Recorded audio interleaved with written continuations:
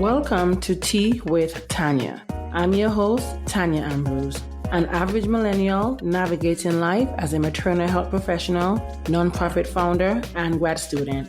Join me in the tea tasting room where we spill the tea on finding balance and promoting positive living while doing it all.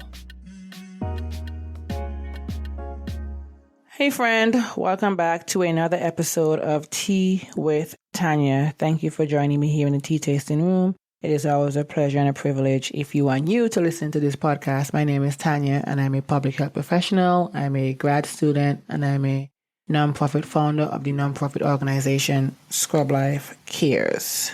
In today's episode, we are going to be talking about coping with grief during the holiday season, or, for those of you who are experiencing holiday grief, that's whether you've lost a loved one or you find the holiday season challenging for many other reasons. I'm just here to offer support and just share some of my experience while grieving through the holiday season. Now, I know I sound kind of somber. I don't even know why. I think my mind just told me, you know what, you need to sound a little somber. I don't know. The tea that I'm drinking today, it's called dandelion tea, and I would have mentioned this in a previous episode, but I'm drinking that this week and today specifically, not only for the benefits when it comes to it makes your liver good and reduce inflammation and all these different things, but I specifically chose this because, again, we're talking about holiday grief, and one of the reasons why I personally do experience holiday grief is because I would have lost my grandmother.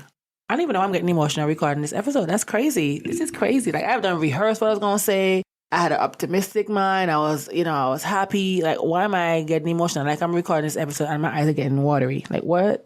Oh my goodness. But anyway, let me try to get through this for you.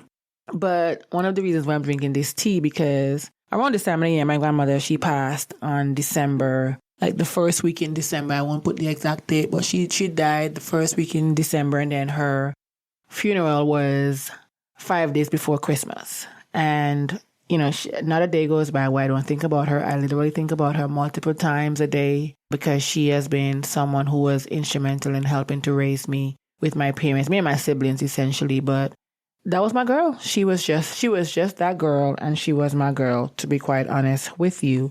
I think about her every day. It's about to be the 7-year anniversary. So that's how long she's passed on, but I still think about her. Every time I do something, I'm like, wow, she should have been here to see me do this. She should have been here to take care of my future kids. All these different things. But the reason why I'm drinking dandelion tea is because I had a dream back in 2022 around the time when she would have gotten ill. And I remember the dream was just so vivid, and I won't share everything for personal reasons, but I just remember she came to me because that was the first time that I saw her in a long time. I know this episode is sounding a little bit eerie, but bear with me. And she came to me in my dream, and she was just telling me to forgive some people and to forgive, certain individual, and just to live my life for me. And I think that's why this year, like I would have mentioned in a previous episode, this year, I've been living my life truly for me because it was a result of that particular dream. But in that dream, she told me, go make you a cup of dandelion tea. And I was like, what? Brand new, this is in the dream. She's telling me to go make you a cup of dandelion tea. When you make it, add a little bit of honey. And she was like, pray over this tea and then drink it. That was my first time. I remember telling my best friend about this dream. And she was like, you need to get some dandelion root, XYZ, make the tea. So that was kind of my first introduction into consistently drinking dandelion tea, to be honest, because my grandmother in a dream came to me and told me to forgive people for what they've done to me and these different things, to forgive myself for things that I have done, but to go and drink some dandelion tea, pour a little bit of honey, and pray over the tea.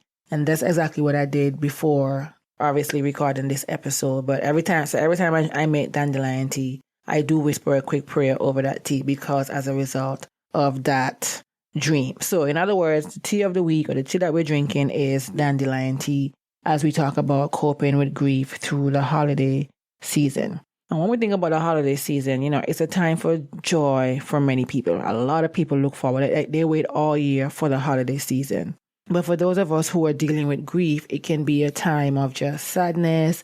And sometimes we may want to isolate during that time, So I do just want to share some tips and suggestions for coping with holiday grief and just learning how to find moments of comfort and connection. So like I said, my grandmother would have passed 7 years ago, and not a day goes by where I don't think about her. But then whenever it gets to November into December, my mood just changed. And this past week, my mood was just completely off. Like, I've had moments when my mood is off, but I'm able to manage and navigate. But for some reason, I could not do it. Like, I could not push myself to do anything. Or even if I did something, I was just going through the motion, and that's because, again, like I said, she would have gotten ill around this time, and then the anniversary of her death is coming up. And the funny thing is, her anniversary is such a bittersweet moment because my twin niece and nephew, they were born on the same day that she passed away, just in a year apart. So it's just a bittersweet time during this time. But holiday grief is real. Grief is real. Nobody tells you how long it takes to grieve a person or a situation or whatever it is. Grief can just hit you at any point in time. To be quite honest, because like I said, I'm 7 years in, or almost 7 years in by the time you hear this episode, and I'm still grieving the loss of my grandmother. I'm still even grieving some friendships, but for the most part, when it comes to the holiday season, I am experiencing that. So one of the first steps when it comes to coping with holiday grief is just to acknowledge your feelings. And one thing I'm going to do, I'm acknowledge my feelings. I don't care. Like, I'll call my sisters. We'll start talking about things as it relates to my grief. There's some ache in my heart. There's some sadness during that time because the most important person, or one of the most important person to me, is no longer here. And, when you think about the memories that you've created with this person around this time, it's okay to be sad. There's nothing wrong with that. It doesn't mean that you're not going to celebrate the day or celebrate the season, but you can also acknowledge that you're feeling the way you're feeling, and that feeling is down. So you want to be able to be kind to yourself and allow yourself to feel the emotions that comes during that time. Don't fight it because, usually I'll be like, oh, push through. But no, you don't want to fight that feeling because, again, it's going to come up again. There's no rule book to tell you, oh, it's going to take 12 months to grieve. I think a friend of mine, one of my therapist friends was telling me that in I forgot that book, the DSVM, I don't want to misquote it, but that book from when it comes to mental health, that they've removed, I think, essentially a time frame as to which someone is supposed to grieve, because there's really no timing or time frame that can tell you when to get over something at all. So you want to allow yourself to feel those emotions for a period of time, and then you can move on. Again, I'm big on journaling. So you want to make sure that you're journaling your feelings, and then you can go about your day. And when it comes to grief, especially during the holiday season, think about, I've heard people say, thinking about creating new traditions. So if you're someone like me where you have lost a loved one, you want to consider creating or establishing a new tradition so that you can honor their memory. That could include lighting a candle in their memory, sharing stories about them, or just doing something that they love. Because when you do these different rituals, it can help you feel connected to your loved one during the holidays. For me and my sisters, we get on a call. We talk every day, but we get on a call and we just start reminiscing about our grandmother. And I remember my youngest sister, who thinks she's the oldest, she can always tell when we're going down the road, me and my sister Chloe, and I'm going to give them a shout out. Shout out to Chloe and Beyonce. Yes, my sister's name is Beyonce. Not Beyonce Knowles Carter, but Beyonce Tiara Ambrose. And I just gave you her full government name. But anyway, she's a superstar. Her name needs to be out there. But nevertheless, we'll get on a call, and my youngest sister would be the one telling us, let's not start, guys, because she can tell when we're going to get into the crying and the tears and everything. And we'll be like, no, we're not going to do that. We're just going to create and have that happy memory. And of course, there are moments when we do cry because we are just emotional beings as sisters. We just can't help ourselves. But create, share the memory. Light that candle. This year, I'm going to light a candle in memory of my grandmother. I've never lit the candle before for her, but I am going to do that, and I'm going to make sure I'm sharing the story. There's a shirt with her picture on it from her funeral. I'm going to be wearing that, wearing it proudly. So you want to create rituals that help you feel connected to your loved ones during the holidays. Another one is reaching out for support. Many of us, including myself, sometimes we don't want to reach out for support because we don't want to be a bother, or we think maybe a person may not understand. I've had someone tell me, oh, your grandmother died X amount of years ago. Why are you still grieving? And obviously, me and that person, we're not friends anymore. Not only because of that statement, but for other things. That was just the last straw when it came to me, because anyone who knows me knows how big I am in family and how close I am or was to my grandmother. So you don't have to go through the holiday grieving alone. Reach out to your friends, your family, or support group, whoever you may have, even your therapist. Someone who can provide you a listening ear and can understand and even relate to what you're going through. You want to be able to share your feelings with others so you can be validated, you can feel comfortable, and you can just be at peace in knowing that you're not alone in feeling this type of way. So definitely reach out for support. And then, of course, self-care. Self-care is very important when it comes to the holiday season, especially if you are navigating grief. It's very, very important for you to practice self-care. You want to make time for activities that are going to be nourishing to your body, whether that's taking long walks, practicing meditation, if you're simply just maybe reading or listening to a good book, you definitely want to prioritize your self-care. You want to set realistic expectations. Sometimes you're dealing with that grief and then you want to strive for perfection during the holiday season because you're trying to put on for somebody else. No, stay true to who you are. Embrace the imperfection. Embrace who you are and how you're feeling in that moment. You want to prioritize maybe some calming activities. During the holiday season, it's very easy to get caught up in the whirlwind of shopping. And if you're from the Caribbean, you got to do the entire house cleaning where you got to change the curtains, change the bedding. You got to do all these different things. You got to socialize, go to different dinner parties or whatever the case may be. But make time to prioritize activities that are calming to your soul. You want to probably stay active. You want to eat nourishing food.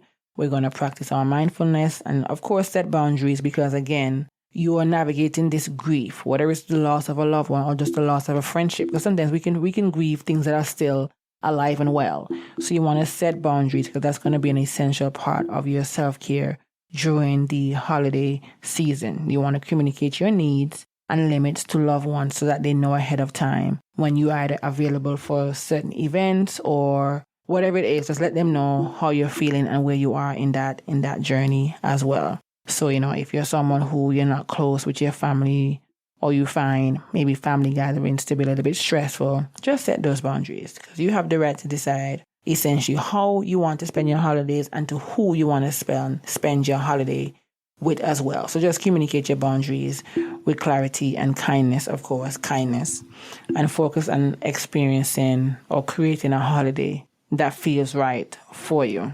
Another thing that I do is I tend to give back during the holiday season with the rescue missions or whatever it is. Now that I have my own nonprofit organization, we do focus on giving back to the community in any way, shape, or form. Sometimes when you get out there, it helps to take your mind off of something. It's just a way to shift your focus from the grief that you're feeling because you're making an impact on the world.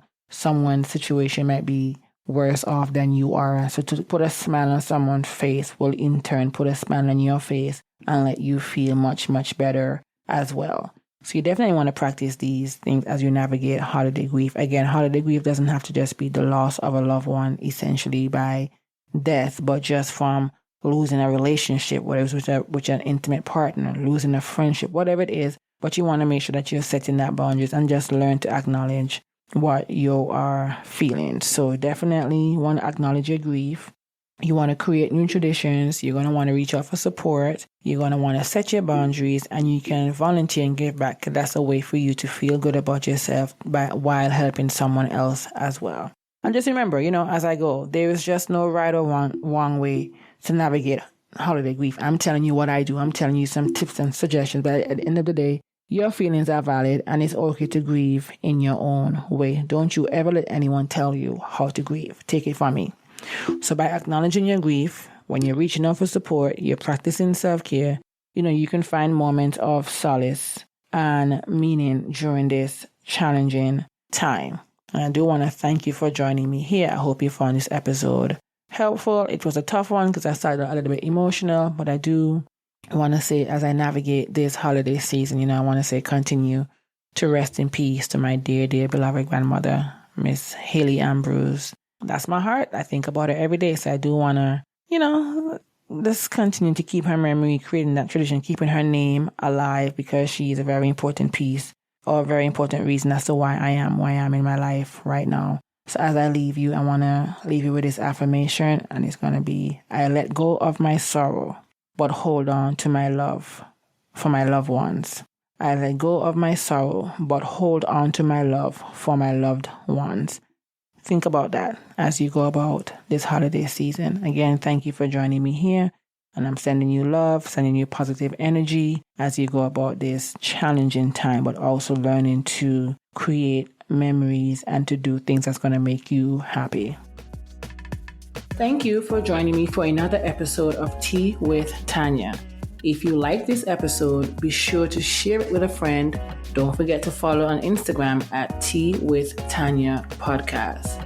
Be sure to subscribe to the weekly Tea Talk newsletter. And of course, rate on Apple or Spotify and subscribe wherever you listen. See you next time. I love you for listening.